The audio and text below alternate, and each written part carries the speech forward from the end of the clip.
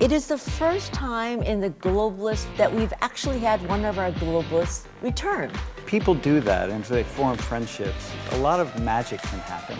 So. Well, I supervised the making of kimchi. You're just So you're okay either way. Call on anyone. So you either would raise your hand if you had an answer, or you could be called on. As advertised, the Globalist is back this week with part 2 of our program with Penn State University professors Sam Richards, Laurie Mulvey, and in our studio, there are 20 students who are here this week and just started a program with Korea's Konkuk University. Last week, we talked with the professors. This week, we include our 20 Penn State University students. So welcome everyone to the Globalists. Competing with all these other people, and you're back on the hamster wheel, and then once you get a job. Okay, what's a belief that you have or something that you've heard about the US or about Korea?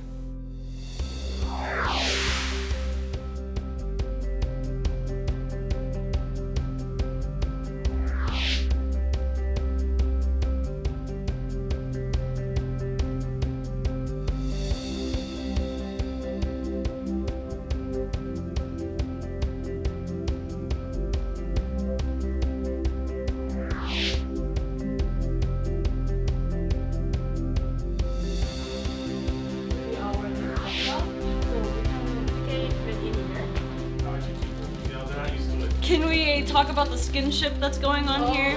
Can we define the word skinship? Touching. So like, you know how you guys do like thumb war and stuff like that, and like hugging and everything. Can you explain?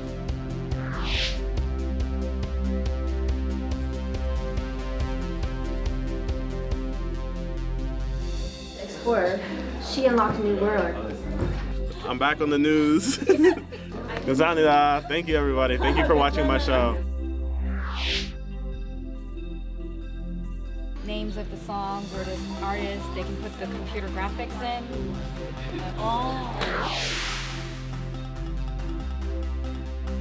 Welcome everyone to the Globalists.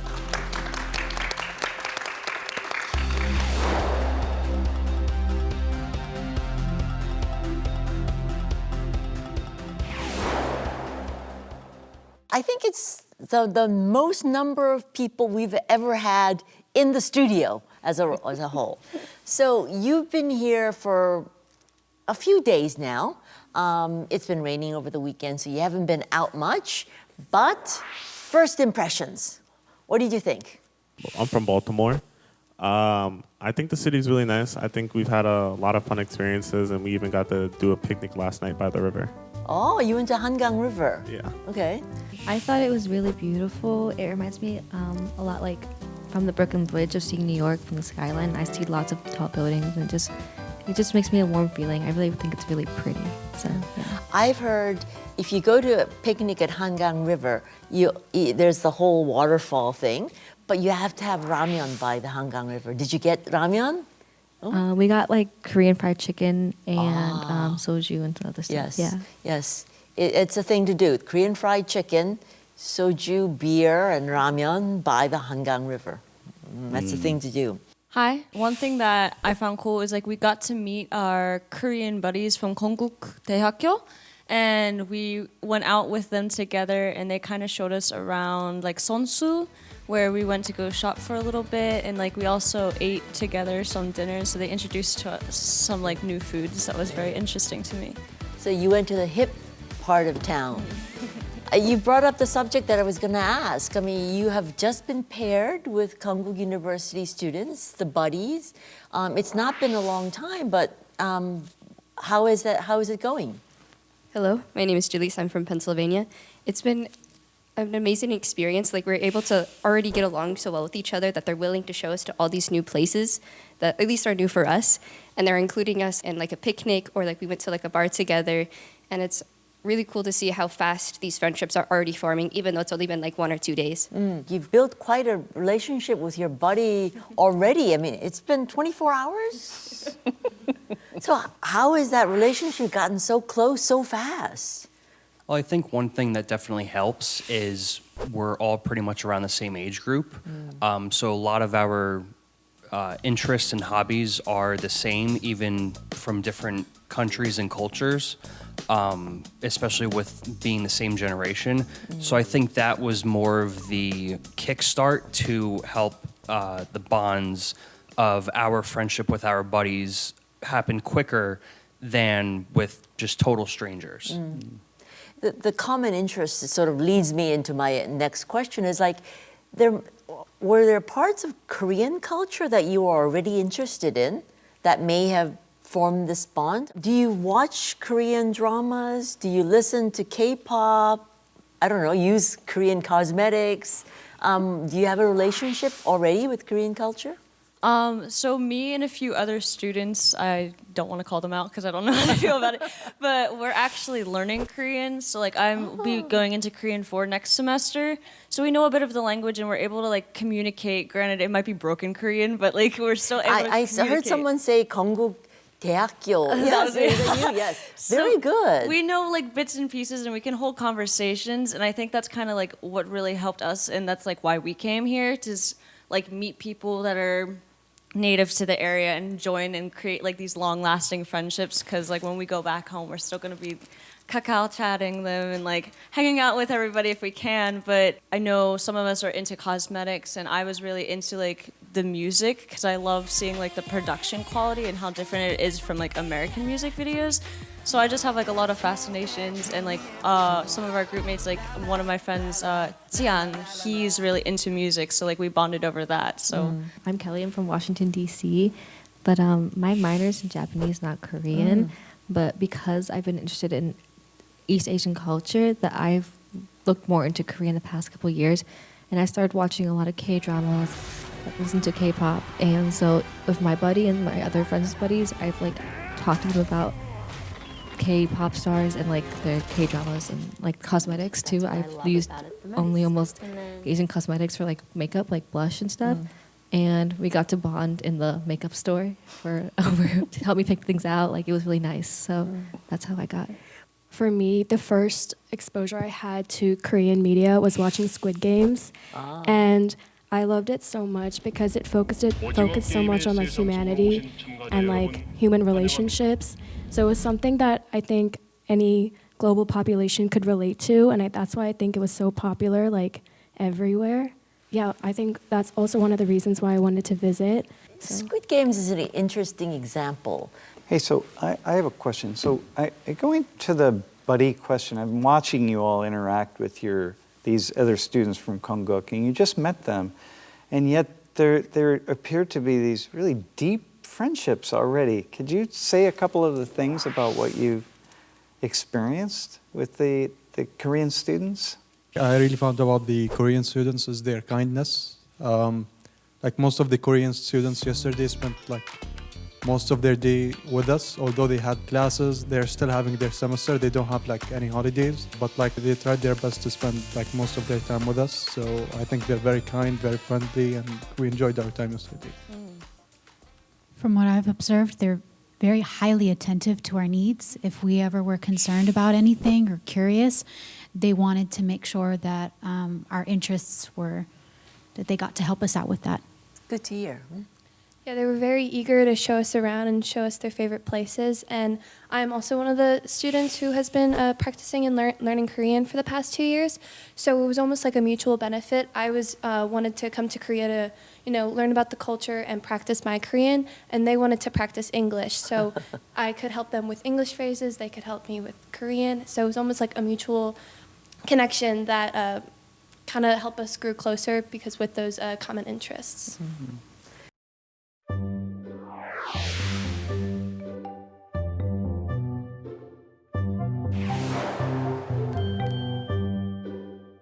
We want to let each other know how true some of the things, or not true, some of the things that we hear are. In the case of me, I hope that Americans really love hamburgers.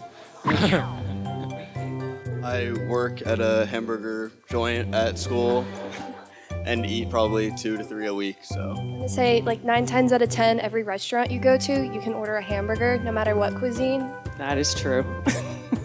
And there's a lot of vegans and vegetarians in the United States because America is just like a melting pot. So not everyone eats hamburgers.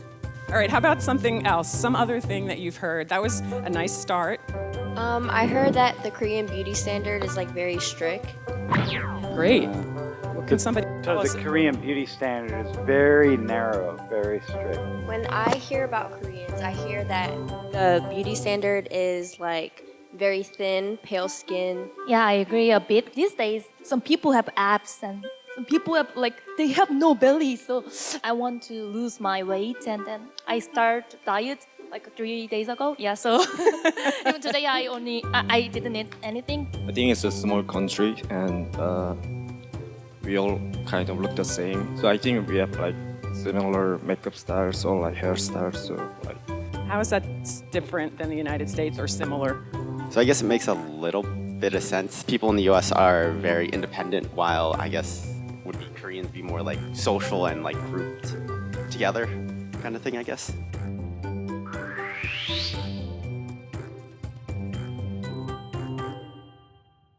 So, is Korea what you expected it to be before you landed, or different? Hi, I'm Mia. I would say that I knew Korea Seoul was a very safe city, but I didn't realize the amount of trust that they have with their citizens.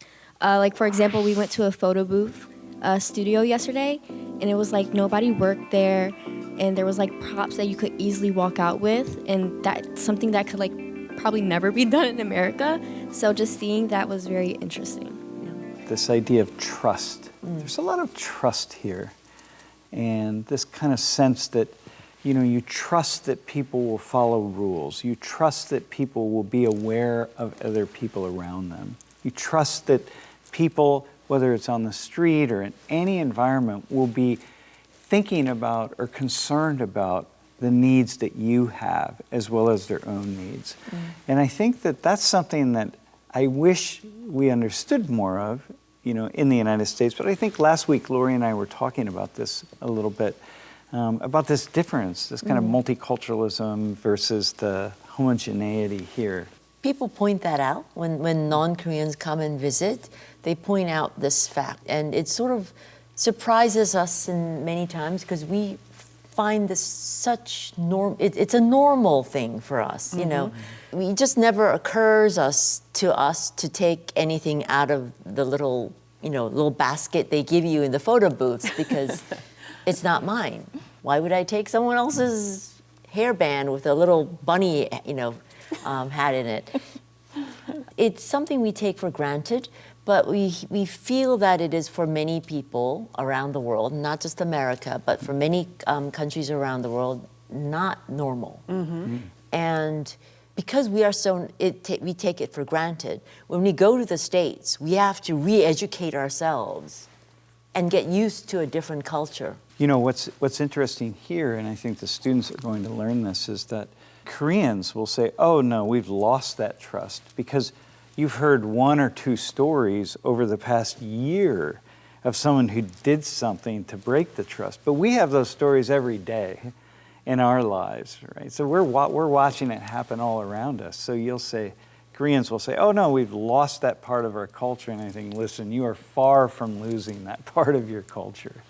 Yeah. I had a niece from the United States that came and visited us, and she was very surprised at the fact that she could go out by herself, 11, 12 at night, go shopping by herself, and never think twice about carrying she said in the States she would carry a whistle. Yeah. She would never go out by herself. My uncle just sent to me a necklace that has a really loud sound on it, and he says, wear this all the time and you'll always be safe. This is actually what I would love to hear from some of the students. Have you felt yet the depth of security yet that feels different than being at home? So I actually came 2 days before the program started, so I can get a feel for the city. as I've read upon, that it's very safe and everything like that. And I walked around Myeongdong for hours, the whole day. And not once did I ever feel that I had to look over my shoulder or worry about everybody else. The one thing that I liked personally was that everybody seemed to pretty much keep to themselves unless you were conducting like a business transaction or something. And that to me felt very good, because unfortunately there are some parts in the United States where you do feel like you have to watch who's around you, and not once being here, especially by myself, have I ever felt that. Can someone else speak to that? Whatever. Farah, go ahead. Hi, my name is Farah, and I'm from New York City, and it's a lot different from Seoul. So in New York, it's a lot more dangerous, and you do have to look over your shoulder and be very cautious. I've had, negative interactions in New York City, but in Seoul, I haven't had that. I haven't felt like afraid. I didn't feel like I needed to clutch my bag and like look around, and it's very safe. What's it like not to have to do that normal gesture of protection? Clutching your bag. It's very odd because most of the time I do have to be very cautious and, be aware of my surroundings. But here I haven't had to. I've been able to like relax and just, enjoy my time here. Hi, my name is Kenna, and I'm also from Pennsylvania.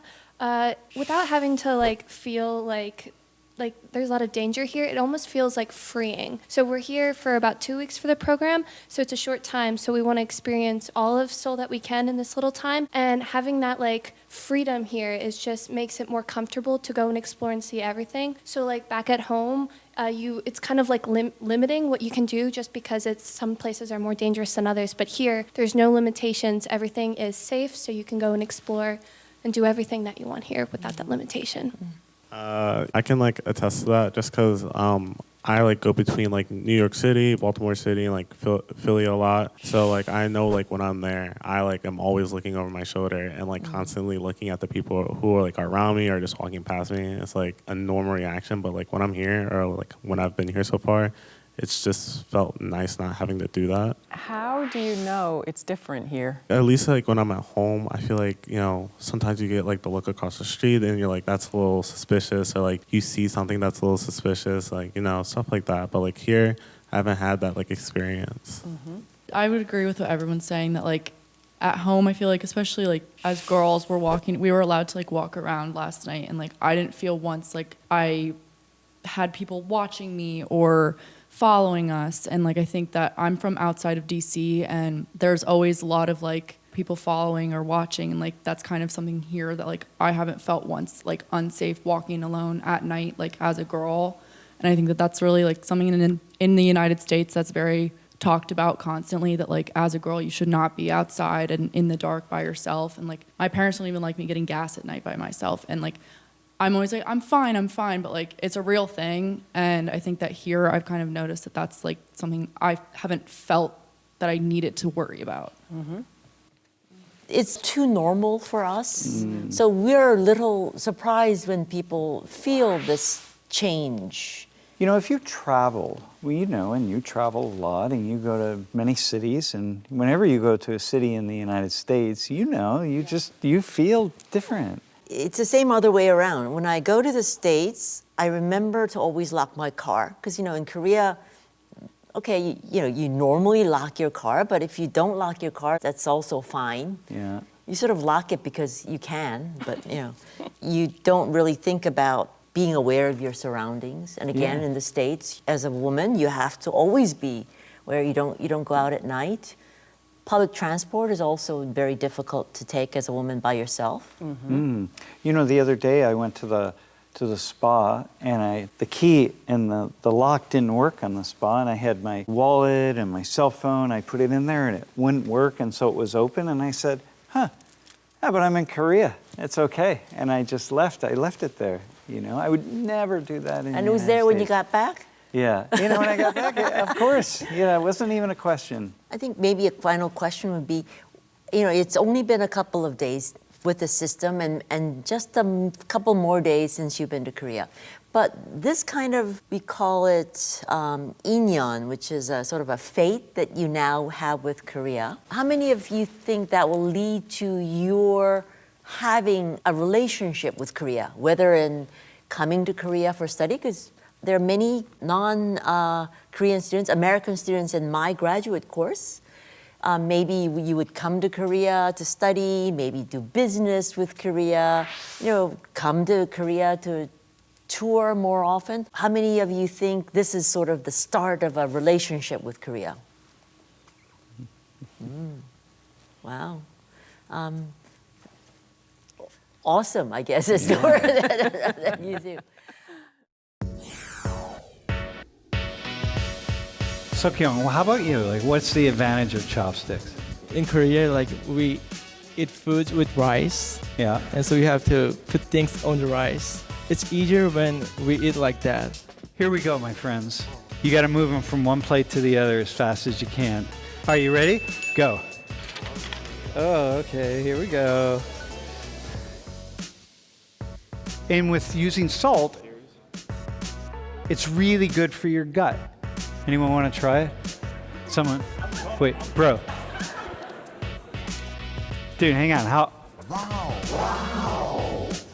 그리고 뒤를 잠깐 돌아보면 이렇게 댕기라는 머리를 했는데 결혼하지 않은 여인들이 하는 머리입니다. 저는 결혼을 해서 댕기 머리가 아닙니다. KakaoTalk, you have lots more feature like KakaoTalk, Kakao Pay, and even you can even present something like gift to your friends.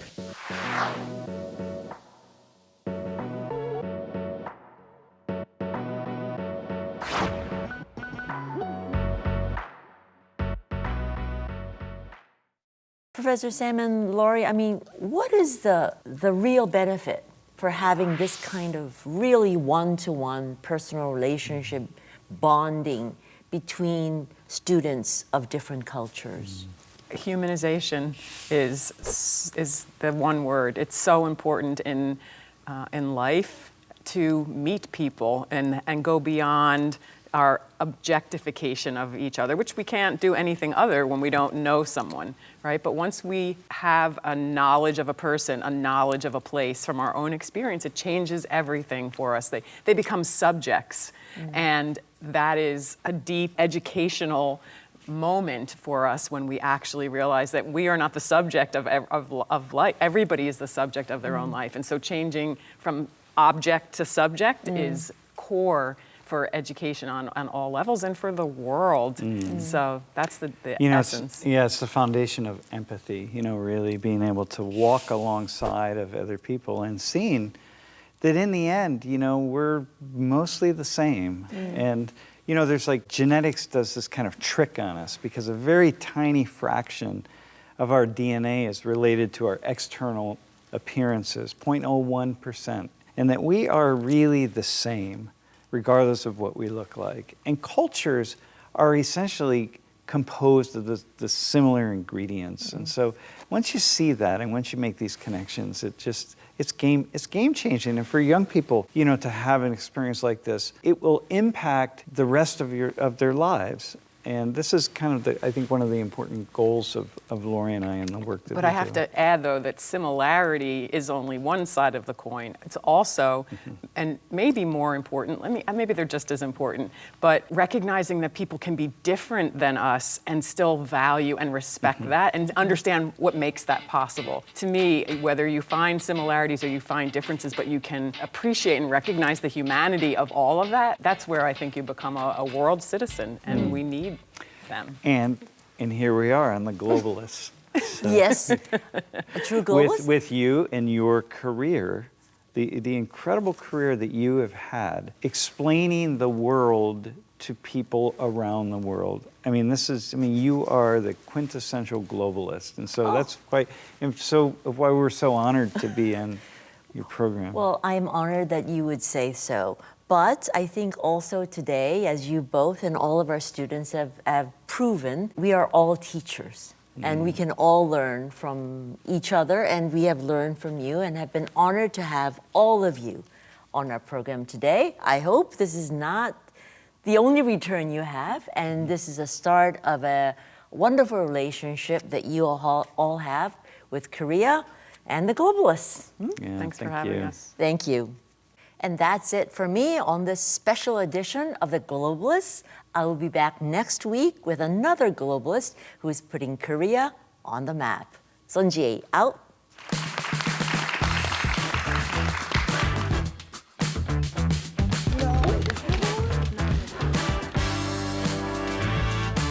Fire on it.